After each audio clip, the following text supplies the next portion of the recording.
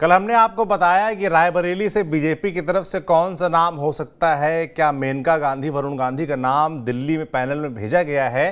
तो आज आपको हम ऐसे ही कुछ और चौंकाने वाले नाम उत्तर प्रदेश के बताएंगे जिन पर बीजेपी दांव लगा सकती है। उसमें एक टीचर महोदय हैं, वायरल टीचर महोदय, और एक बड़े अधिकारी हैं। नाम का खुलासा आगे करेंगे। इसके अलावा आपको बताएंगे कि विधान परिषद चुनाव बिल्कुल करीब है, तो भारतीय जनता पार्टी ने अभी तक जो 7 नाम उनके चुने जाने हैं उनका ऐलान क्यों नहीं किया है।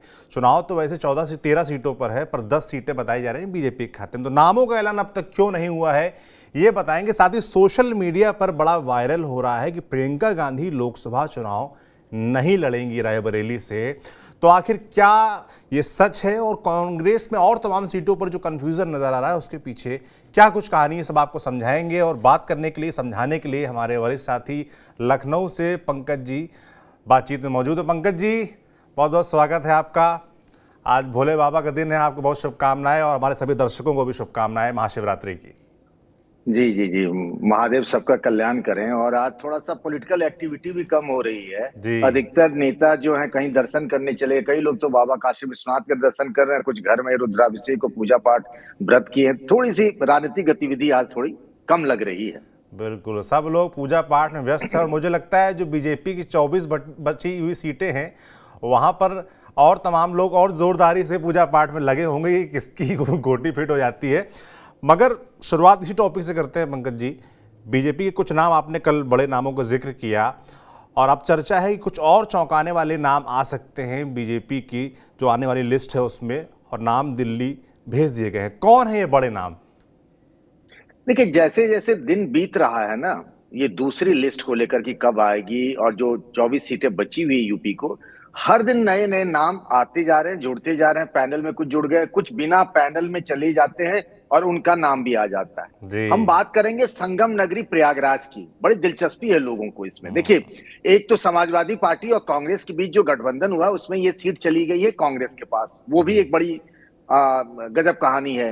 अब कांग्रेस से कौन लड़ेंगे उस पर बाद में चर्चा करेंगे, लेकिन उससे पहले हम ये जानेंगे कि बीजेपी से आखिर कौन वहां लड़ना चाह रहा है और किसको टिकट मिल सकता है। जी तो उस मामले से देखें तो मैं आपको कहूंगा कि एक नाम बड़ा चौंकाने वाला सामने आ रहा है, जी। जिसके बारे में अभी तक कोई चर्चा ही नहीं थी। अचानक से वो नाम रेस में सबसे आगे बढ़ रहा है। आप सब जानते हैं कि इलाहाबाद यूनिवर्सिटी की प्रोफेसर रही रीता बहुगुणा जोशी, जो कभी कांग्रेस की प्रदेश अध्यक्ष थी, विधायक भी रही उस पार्टी से, वो वहां से सांसद हैं। जी उनको अब भी उम्मीद है। कहते हैं ना कि हर नाउम्मीदी के बाद भी एक उम्मीद का उजाला होता है। तो रीता जी को जी। लगता है कि उनका टिकट बच सकता है। हालांकि उनके टिकट पे आफत आ चुकी है, ऐसा कहा जा रहा है, माना जा रहा है। जी अब उनका टिकट कटा तो किसका बनेगा मामला? एक का बिगड़ता है तो दूसरे का बनता है। अब एक जनाब का नाम आ रहा है, वो बड़ा नाम चौंकाने वाला है, जी और जिनके नाम को देश में सब जानते हैं। ये जो बड़े बड़े हेमंत सोरेन से लेकर के बड़े बड़े नाम आप देखेंगे, सब उनके नाम को तो रात में भी याद करते हैं, दिन में भी याद करते हैं, जितने जी। ईडी का मामला है। और वो ईडी में सबसे लंबे कार्यकाल तक डायरेक्टर है। अब आप समझ गए होंगे, नाम उनका संजय मिश्र है। प्रयागराज में मेजा के वो रहने वाले हैं। वहां उनका दूर दूर तक बहुत लंबे अरसे तक ताल्लुक नहीं रहा, आना जाना। जी। पिछले 2-3 महीनों में बताया जाता है कि वो अपने गांव आने जाने लगे हैं। वहां गए भी थे।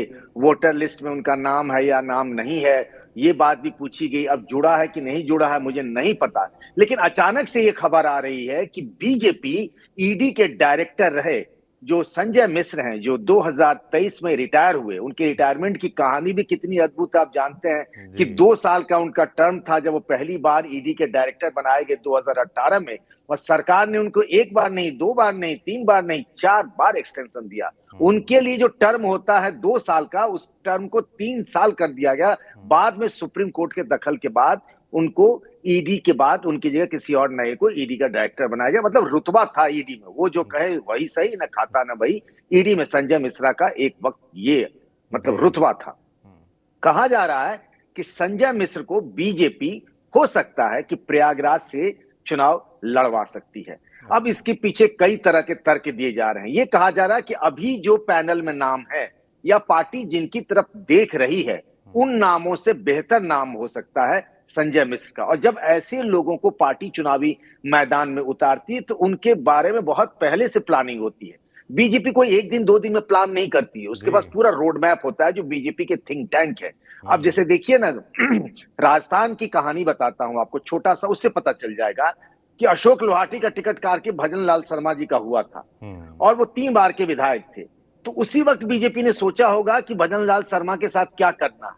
ये तो हमको और आपको बाद में पता चला ना, लेकिन जी। वहां तो रणनीति बन चुकी थी। सिटिंग विधायक 3 बार का उनका टिकट कटा, भजन लाल जी गए, भजन लाल जी जीत गए, भजन लाल जी मुख्यमंत्री बन गए। तो संजय मिश्र के बारे में अगर पार्टी ने सोचा है कि प्रयागराज से उनको चुनाव लड़वाना है तो उनके बारे में बहुत कुछ सोचा जा चुका होगा, ऐसा मुझे लगता है। क्योंकि बीजेपी आज की तारीख में जो बीजेपी है, पीएम नरेंद्र मोदी और अमित शाह वाली बीजेपी, वो ये सारा चीज सोच कर रखती है। और मुझे लगता है कि अगर संजय मिश्र के नाम की बात आगे आई है, फैसला तो चुनाव समिति को करना है, बीजेपी के शीर्ष नेतृत्व और केंद्रीय नेतृत्व को करना है, लेकिन संजय मिश्र के नाम से सब हलकान हो रहे हैं। ये नाम आया कहां से? अगर ये नाम आ जाता है तो सारे नाम बौने हो जाते हैं। बिल्कुल। पर इसके साथ एक पंकज और जी, मैं इसी में एडिशनल सवाल आपसे पूछना चाहूंगा कि संजय मिश्र अगर चुनावी राजनीति में आते, चुनाव लड़ते हैं या उनको प्रत्याशी घोषित किया जाता है तो तमाम सवाल भी खड़े होंगे। अभी हमने देखा बंगाल में एक जज साहब रिटायरमेंट वीआरएस लेके बीजेपी में शामिल होते हैं, उसको विपक्ष ने काफी सवाल खड़े किए, तो इनको लेकर भी सवाल खड़े होंगे। फिर सवाल खड़े होंगे, लेकिन बीजेपी इसकी परवाह कहां करती है। सुप्रीम कोर्ट के चीफ जस्टिस रिटायर हुए, राज्यसभा के सांसद बन गए, और कांग्रेस के जमाने में भी होते रहे कि वो जी। राज्यसभा के सांसद रहे और फिर हाईकोर्ट में जज बन गए। तो मतलब कोई पहली बार ऐसा नहीं हो रहा। और बीजेपी जब एक बार फैसला कर लेती है तो वहां रीथिंक नहीं होता है। और वो ये सब चीज, भाई हम और आप अगर ये बात कर रहे हैं, इस पर बहस कर रहे हैं, तो बीजेपी को भी पता होगा ना कि कल को लाए जाएंगे तो कल क्या कहा जाएगा। बीजेपी इन सब चीजों की परवाह नहीं करती है। अगर उस बीजेपी को लगता है कि संजय मिश्र को प्रयागराज से चुनाव लड़वाना है तो बहुत लंबी प्लानिंग की जा चुकी होगी, ऐसा मुझे लगता है। बीजेपी इसी तरीके से काम करती है। बिल्कुल। अगला एक बड़ा नाम, मैं उनकी जानकारी आपसे जानना चाहूंगा। बड़े मशहूर टीचर हैं, सोशल मीडिया पर उनकी रील्स बहुत वायरल होती हैं, बहुत मोटिवेशन देते हैं। बच्चे कहते हैं पढ़ाते तो हैं ही, मोटिवेशन बहुत देते हैं। नाम है उनका अवध ओझा। इनकी क्या कहानी है? क्या ये भी जुगाड़ में लगे हुए हैं टिकट की? देखिए, जुगाड़ में तो बहुत लोग लगे रहते हैं। ओझा सर भी लगे हुए हैं, और क्यों ना लगे। उनको लगता है कि सोशल मीडिया में जो वो रॉकेट है, उनकी बातों को लाखों लोग सुनते हैं। उनका एक इंटरव्यू कर लीजिए, उनके छोटे छोटे रील्स देखिए ना, मिलियंस में जाते हैं। हालांकि ये सोशल मीडिया और ये जमीन पर जो है, जो वोटर होता है, उसमें जमीन आसमान का फर्क होता है। आप भी जानते हैं, हम लोग भी जानते हैं। मुझे लगता है ओझा सर जो है, अवध प्रताप ओझा, जो गोंडा के रहने वाले हैं, वो भी इन सब बातों को जानते ही होंगे। लेकिन इन दिनों वो दिल्ली और लखनऊ में खूब घूम रहे हैं। कुछ तस्वीरें हमने भी देखी, आपने भी देखी होंगी, बीजेपी के नेताओं के साथ मिलने का, उनसे उन तक अपनी बात पहुंचाने का। केशव प्रसाद मौर्य के साथ वाली आपने देख ली होगी, जो डिप्टी सीएम के साथ उनकी मुलाकात हुई। लेकिन दिल्ली में हाल में बीजेपी के 2 राष्ट्रीय महामंत्री से मिले हैं हाल के दिनों में, और पूरी बात रखी कि उनको क्यों चुना जाना चाहिए, उनको क्यों टिकट दिया जाना चाहिए। इलाहाबाद मतलब प्रयागराज ऐसी जगह जहां की स्टूडेंट्स का वोट बहुत मायने रखता है, मतलब एक गढ़ रहा है, वो शिक्षा का केंद्र रहा है। अवध प्रताप ओझा का दावा है कि लोग उनको बहुत पसंद करते हैं, और कभी छिपाया नहीं उन्होंने कि उनके मन में क्या है। अब कईयों के मन में होता है, होना स्वाभाविक भी है कि भाई वो कोचिंग चलाते हैं, अब वो एक दूसरी अपने लिए एक भूमिका सोच रहे हैं कि भाई सांसद वाली बात है। तो अगर इससे पहले भी तो रीता बहुगुणा जोशी जो थी, वो भी तो प्रोफेसर ही थी इलाहाबाद यूनिवर्सिटी में। अब ओझा सर भी टीचर ही हैं। तो ओझा सर अगर सोच रहे, इसमें कोई बुराई की बात नहीं है। वो भी पूरी ताकत लगा चुके हैं, लखनऊ से लेकर दिल्ली तक। वो जानते हैं कहां दस्तक देने से क्या बात बनती है। अब देखने वाली बात ये होगी, जिनको फैसला करना है, जिस केंद्रीय नेतृत्व की चर्चा होती है, हाँ, वो ओझा सर के मामले को कितना सीरियसली लेते हैं। वो सोशल मीडिया हो, रील हो, इंस्टा हो, हम और आप हैं, वो तो तय करते नहीं है। तय तो वहां होता है। अगर उनके मन में ओझा सर के लिए फिट बैठ गया कि ये उनकी स्कीम ऑफ थिंग्स में फिट बैठते हैं, तो हो सकता है ओझा सर कमल के निशान लेकर के प्रयागराज के चुनावी मैदान में आपको सामने आए। लेकिन संजय मिश्र वाली दावेदारी जो है, वो आजकल सबसे बड़ी चर्चा है उसकी। बिल्कुल। बाकी सोशल मीडिया को बीजेपी कितना सीरियसली लेती है, वो आज दिल्ली में हुए कार्यक्रम को हमने देखा है, जिसमें करीब 2000 से ज़्यादा क्रिएटर्स यूट्यूब पर, सोशल मीडिया पे जो अपने रील्स बनाते हैं, कंटेंट क्रिएटर्स हैं, उनको बुलाया गया, उनको सम्मानित किया गया है। प्रधानमंत्री नरेंद्र मोदी खुद वहाँ पर थे और लगातार वो अवार्ड बांट रहे थे, बातचीत कर रहे थे, संवाद कर रहे थे। सौरभ जी, इसमें एक चीज जोड़ना चाहूंगा। ये तो जो आजकल सोशल मीडिया ने बिल्कुल दो ध्रुव वाली है, एक इधर वाली एक उधर वाली है। जी। मुझे याद है आज से 5-6 महीने पहले सभी सांसदों को, बीजेपी के सांसदों को लगाया गया था कि आप उन यूट्यूबर और सोशल मीडिया इन्फ्लुएंसर से मिलिए जो हमारी विचारधारा के खिलाफ है। मतलब ये लोग कहीं भी रीच कर सकते हैं और बाकायदा उसके लिए फॉर्मेट दिया गया था, उनसे मिलिए, वो क्या कहते हैं आपके बारे में उनसे सोचिए। किसी को छोड़ते नहीं है, हर कोना पकड़ने की कोशिश होती है बीजेपी की।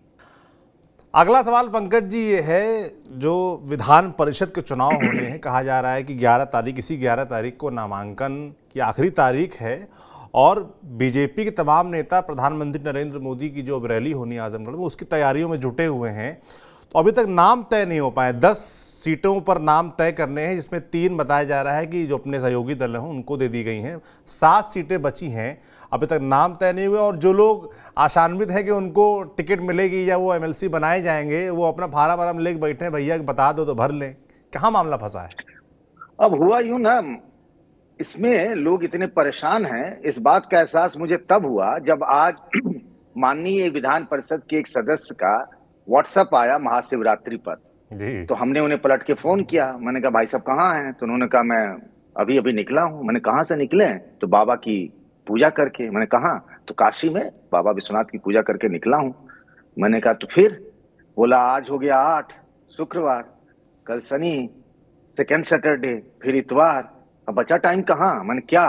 तो सोमवार है 11 तारीख, नॉमिनेशन करने की आखिरी तारीख है, वो क्या रहा? मैंने कहा ये तो आप बताएंगे, बीजेपी में आप है। बोला भाई साहब अगर पता ही होता तो फिर मैं आपको क्यों फोन करता। मैंने कहा आज तो बाबा का आशीर्वाद लीजिए। बोला वही तो लेने आया हूँ। मैंने कहा कुछ मांग के जाएंगे तो फिर आशीर्वाद का बाबा तो सब जानते हैं। तो कहानी कुछ ऐसी है कि लोगों का ना बीपी और टेंशन बढ़ता जा रहा है, सहयोगी दलों का नहीं, वहां तो मामला फिक्स है। ओम प्रकाश राजभर जी के खाते में 1 सीट है, अपना दल वाले आशीष पटेल जी के खाते में 1 सीट है। आशीष पटेल जी खुद ही जाएंगे, उन्होंने फैसला कर लिया है। ओम प्रकाश राजभर जी के यहाँ चूंकि बेटे को लोकसभा की सीट दे दी उन्होंने घोषी, अब तक वो कह रहे थे कि छोटे बेटे के बदले पार्टी के किसी नेता को देंगे। उनका छोटा बेटा अरुण राजभर है, वो भी नेता उनके साथ रहते हैं, वो भी पॉलिटिक्स में, एक्टिव पॉलिटिक्स में, तो हो सकता है बेटे को दे या किसी और को दे। जी। ये मामला तो सेट है एक तरीके से, और आरएलडी ने अपने उम्मीदवार का ऐलान कर दिया। बची 7 सीटें, और जो पिछली बार जो लोग चुने गए थे, जिसमें सरोजनी अग्रवाल से लेकर के विजय बहादुर पाठक, मोहसिन रजा, महेंद्र सिंह, बुक्कल नवाब, आजकल अब बुक्कल नवाब की चर्चा नहीं सुनते हुए, एक दौर होता था जब बुक्कल नवाब की इंटरव्यू खूब चलते थे। वो अखिलेश यादव की तारीफ में क्या बोलते थे, कभी उनको भी नहीं पता चलता था क्या बोल रहे हैं। गेंदे का फूल वो हमेशा कान के पास लगा के रखते थे, याद करिए जब लाइव में बैठते थे और कहते थे ये गेंदे का फूल जो है ये सेकुलरिज्म है, ये धर्मनिरपेक्षता है, ये समाजवादी पार्टी। कैसे समझाते थे वो भी नहीं समझ पाते। अब बुक्कल नवाब साहब का टिकट दोबारा उनको मिलेगा मुझे नहीं लगता है। मोहसिन रजा साहब हैं, पूरी उन्होंने भी जो आजमाइश लगा रखी है। वो पहले योगी सरकार में मंत्री भी थे, उनकी जगह दानिश आजाद आ गए हैं। विजय बहादुर पाठक भी हैं। सरोजनी अग्रवाल को टिकट मिलना लगभग असंभव जैसा लग रहा है, कुछ नए चेहरे आएंगे। अब जो सबसे बड़ी जानकारी मिली है, होता यूं है बीजेपी में कि इस तरह से जो एमएलसी चुने जाते हैं उसमें संगठन के लोग जो कहीं एडजस्ट नहीं हो पाए, जो न तो विधायक हैं, न सांसद हैं, न मंत्री हैं, न किसी आयोग के पद पर हैं, उनको एमएलसी बनाया जाता रहा। एक परंपरा रही है कि देख लो जितने 6 क्षेत्र हैं उनके अध्यक्ष जो हैं, ऐसा हुआ भी है पहले, कई क्षेत्रीय अध्यक्ष हुए। आपको याद होगा गोरक्ष के जो पीठ के गोरक्ष क्षेत्र के जो थे धर्मेंद्र सिंह, उनको बनाया गया। पश्चिम क्षेत्र के अश्विनी त्यागी, उनको बनाया गया। एक नाम छूटा हुआ है जो काशी क्षेत्र के क्षेत्रीय अध्यक्ष महेश श्रीवास्तव, मानवेंद्र सिंह कानपुर बुंदेलखंड के क्षेत्रीय अध्यक्ष थे, वो बना लिए गए। संगठन में जो लोग उपाध्यक्ष होते हैं, महामंत्री होते हैं, जैसे विजय बहादुर पाठक महामंत्री थे, अब उपाध्यक्ष हैं, तो उनको भी बना दिया गया था जी।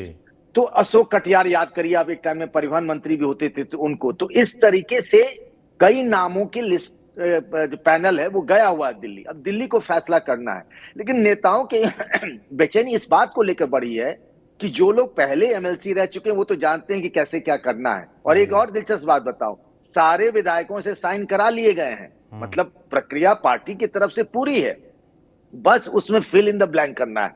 मतलब किसका नाम हो सकता है जिनको एमएलसी चुना जाना है।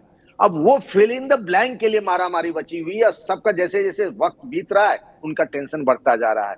कई लोग अपने अपने करीबी नेताओं के यहाँ गणेश परिक्रमा लगातार कर रहे हैं। अब जैसे जैसे समय बीत रहा है, उनको लग रहा है भाई कब तक गणेश परिक्रमा करते रहें, ऐसा भी तो हो कि अनाउंस हो जाए तो मैं अब थोड़ा बुके लेकर चले जाऊं। धन्यवाद भी तो करना पड़ेगा, एक राउंड तो और करना पड़ता है, जी। पहले लेने के लिए, फिर मिल गया तो कृतज्ञता और आभार और धन्यवाद ज्ञापन के लिए भी जाना पड़ता होगा। अब देखिए ना संजय सेठ जी को, जब मिल गया तो पहले उसके लिए, फिर आभार जताने के लिए लखनऊ से लेकर दिल्ली तक अभी चल ही रहा है आभार का आदान प्रदान जो है। तो उसके लिए टेंशन बढ़ा हुआ है, लेकिन ये माना जा रहा है मोटे तौर पर कि संगठन के कई लोगों को इसमें जगह मिल सकती है। बिल्कुल। टिकट बंटवारे को लेकर बातचीत हो रही थी, एक नाम मुझसे छूट गया था और बड़ी चर्चा है, बड़ी क्वेरी आ रही है उस नाम को लेकर, सोशल मीडिया से लेकर कॉल तक। मुझे लगता है आपके पास भी कॉल आ रहे होंगे। ब्रजभूषण शरण सिंह जो कि कैसरगंज से सांसद हैं, कई बार के सांसद हैं, विद्रोही होकर भी सांसद रह चुके हैं 2009 में सपा से। तो इस बार क्या चल रहा है, क्योंकि अभी हाल फिलहाल में वो तमाम पहलवानों के साथ जो उनकी कंट्रोवर्सी रही वो काफ़ी चर्चा में रही। ऐसे में तमाम कयास इस बात को भी लेकर लगाए जा रहे हैं कि क्या भारतीय जनता पार्टी उनको टिकट इस बार देगी, क्या कुछ चल रहा है उनको लेकर? देखिए, मुझे जो जानकारी मिली है, एक तरीके से ये खबर चल रही है कि उनका टिकट कट सकता है, पर उनका टिकट कटना तय है, ये जानकारी अब मिल रही है। और ये फैसला सीधे सबसे टॉप से हुआ है कि उनको इस बार चुनाव नहीं लड़ाना, चाहे जो हो जाए। और जिस तरीके से वो जिद पकड़ते हैं और अपने ब्रजभूषण शरण सिंह जो हैं वो अपने फैसले पर अड़े रहते हैं, उससे पार्टी के शीर्ष नेतृत्व को लगता है कि पार्टी के अनुशासन के खिलाफ है। ऐसा लगता है कि उन्होंने ना पूरी पार्टी के डिसिप्लिन के स्ट्रक्चर में एक आइलैंड, एक द्वीप बना रखा है जहां वो खुद ही अपने फैसले करते हैं। और ये बीजेपी में चलता नहीं है, चाहे आप कुछ भी हो जाए। आपको कैसा बनना पड़ता है? शिवराज सिंह चौहान जैसा। पार्टी का फैसला सर्वोपरि है। अधिकतर लोग यही देखिए ना, जिन लोगों को टिकट नहीं मिला वो खुद ही राजनीति छोड़ रहे हैं, कह रहे हैं गौतम गंभीर कि भाई मुझे अब क्रिकेट पर ध्यान देना है। तो ये पार्टी की परंपरा है, पार्टी विद डिफरेंस जिसकी हम बात कर रहे हैं। तो ब्रजभूषण शरण सिंह के बारे में मुझे ये बताइए, हालांकि अपने इलाके के बड़े मजबूत नेता है, कई बार के सांसद रहे, अलग अलग सीटों से, अलग अलग पार्टियों से रहे, वो प्रभावशाली हैं, लोकप्रिय भी हैं। भले ही देश के अलग हिस्सों में उनकी छवि महिला पहलवानों वाले मामले को लेकर के जो हो, अपने इलाके में उनकी छवि बेहतर मानी जाती है। और यही वजह है कि तमाम आरोपों के बावजूद वो जीतते भी रहे। लेकिन इस बार लग रहा है कि उनको कह दिया गया है कि आप नहीं, आप चाहें तो अपने परिवार से या अपने किसी करीबी विधायक का या नेता का नाम आगे करें, उस पर पार्टी विचार कर सकती है। यानी ब्रजभूषण शरण सिंह इस बार चुनाव लड़ेंगे। बहुत मुश्किल है, उनके बेटे प्रतीक भूषण भी विधायक हैं जी। अब या तो बेटे को कर लीजिए, पत्नी को कर लीजिए, या फिर किसी और को। ऐसी चर्चा सुनने में आ रही है कि शीर्ष नेतृत्व ने ही उनके लिए ना कर दिया है। अब अगर ना कर दिया तो फिर तो कोई गुंजाइश नहीं बनती है। बिल्कुल, तो राह आसान नहीं है। हालांकि जैसा कि आपने बताया कि वो उनका थोड़ा अड़ने वाला स्वभाव है, तो इतनी आसानी से हार वो भी नहीं मानेंगे। तो क्या कुछ बागी स्वर भी हम देख सकते हैं पंकज जी, अगर टिकट नहीं होती है? ये वो बीजेपी नहीं है जहां बगावत की गुंजाइश हो सकते हैं। वो भी जानते हैं कि बगावत होने पे क्या होता है। आप पार्टी के फैसले को मानिए, क्योंकि उनके बेटे भी भारतीय जनता पार्टी में है। समाजवादी पार्टी वहां से उनके पास एक विकल्प हो सकता था, पर क्या होगा, मुझे लगता है कि अगर वो बुद्धिमत्ता दिखाएंगे तो शायद ये फैसला करने से बचेंगे। बिल्कुल बिल्कुल। अब अगले मुद्दे पर चलते हैं। प्रियंका गांधी का नाम सोशल मीडिया पर बड़ा वायरल है। कल ही हमने बताया कि बीजेपी की तरफ से डॉक्टर दिनेश शर्मा जो पूर्व मुख्यमंत्री हैं उनका नाम भेजा गया है, और मनोज पांडे को लेकर बड़ी चर्चा चल रही थी। पर अब जो बात चल रही है कि प्रियंका गांधी खुद ही चुनाव नहीं लड़ेंगे। माना जा रहा है चुनाव बड़ा इंटरेस्टिंग होगा, मगर प्रियंका गांधी खुद चुनाव नहीं लड़ेंगी, ऐसी बातें कही जा रही हैं। और भी तमाम सीटों पे हम देख रहे हैं कि बड़ा कन्फ्यूज़न है कि कौन लड़ेगा कौन नहीं लड़ेगा, क्योंकि जो भी सीटें कांग्रेस ने ली हैं सभी तमाम बड़े नामों के इर्द गिर्द उनको लेकर डिमांड की है, मगर चीज़ें इतनी सही ट्रैक पर दिख नहीं रही हैं। क्या कहेंगे पंकज जी? देखिए, जो 17 सीटें ली गई हैं सौरभ जी, वो बीजेपी, माफ करिएगा, कांग्रेस ने समाजवादी पार्टी से कैसे ली कि फलाने जगह पर फलाने लड़ेंगे। ये नहीं कि वहां हम मजबूत हैं, वहां हमारे पास ये उम्मीदवार हैं, ठीक है। जैसे कि मान लीजिए महाराजगंज, तो यहाँ हमारे लिए सुप्रिया सेन लड़ सकती है। सहारनपुर, यहाँ इमरान मसूद लड़ सकते हैं। तो इस तरीके से सीटें ली गई है। रायबरेली और अमेठी भी ऐसे ही ली गई कि भाई गांधी नेहरू परिवार के लोग लड़ेंगे। अब एक दिन खबर आई कि भाई गांधी नेहरू परिवार की तरफ से प्रियंका गांधी तो लड़ेंगे ही लड़ेंगी रायबरेली से, ठीक है। फिर अचानक से खबर आई कि अब वो नहीं लड़ेंगी। वो भी इस वक्त खबर आई जब दिल्ली में केंद्रीय चुनाव समिति की बैठक हो रही थी। अब ये कैसे खबर आती है जाती है, फैसला तो सिर्फ प्रियंका गांधी को करना है, उसमें परिवार को ही करना कि क्या करेंगे। क्या राहुल गांधी अमेठी से लड़ेंगे और प्रियंका गांधी रायबरेली से लड़ेंगी? अगर ये दोनों अपने अपने संसदीय क्षेत्र से नहीं लड़ते हैं तो वैसे भी अमेठी कांग्रेस गंवा चुकी है, रायबरेली बचा पाना कांग्रेस के लिए बहुत मुश्किल होगा। ये दोनों अगर बचा भी पा रहे थे तो एक बात मान लीजिए कि इन दोनों इलाकों में समाजवादी पार्टी का समर्थन भी पिछले कई चुनाव से कांग्रेस को मिलता रहा, इस वजह से उनको मजबूती मिलती रही है। लेकिन बदली हुई परिस्थितियों में सोनिया गांधी का कद दूसरा था, उनकी इमेज दूसरी थी, वो राज्यसभा चली गई हैं, एक तरीके से उन्होंने छोड़ दिया है रायबरेली।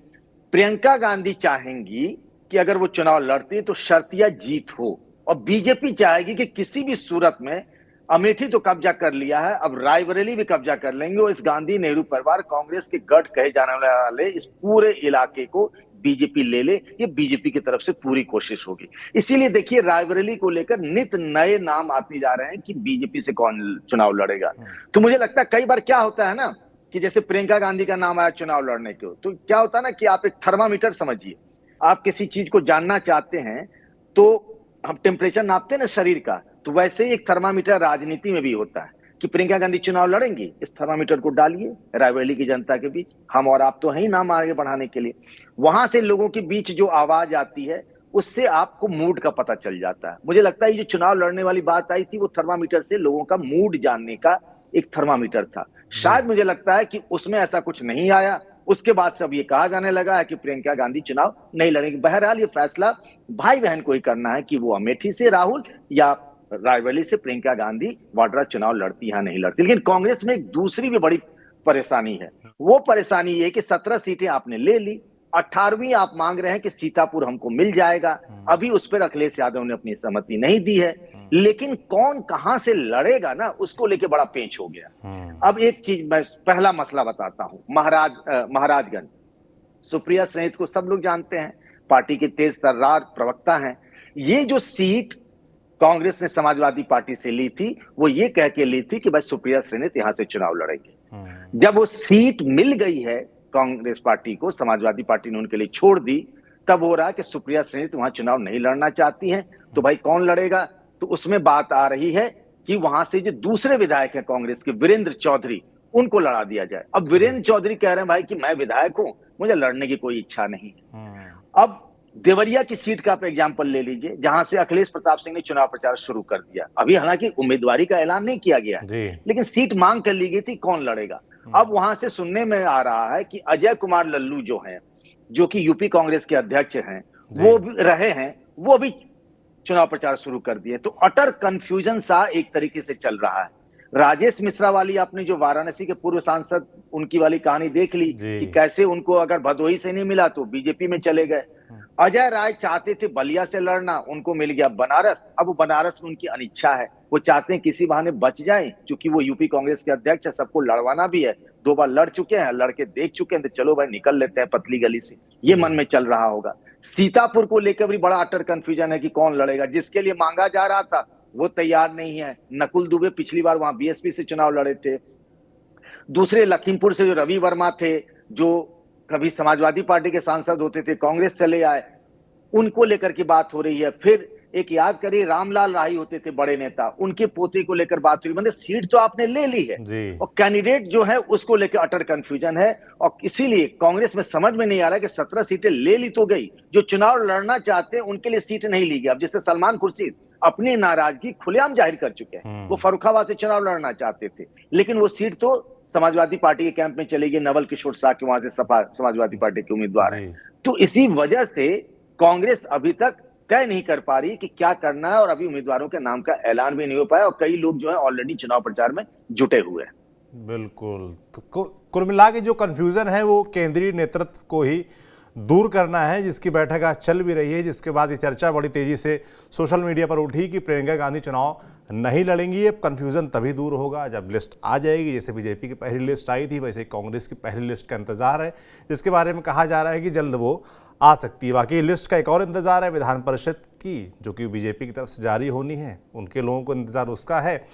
और लोकसभा की जो बची यूपी की 24 सीटें हैं बीजेपी के हिस्से की, उस पर भी लोगों को इंतजार है। जो कुछ जिन सीटों के बारे में ब्यौरा हमें पता चलता है, पंकज जी को पता चलता है, वो आपको ऐसे बताते ही रहते हैं, आगे भी बताते रहेंगे। पंकज जी, आपका बहुत बहुत शुक्रिया।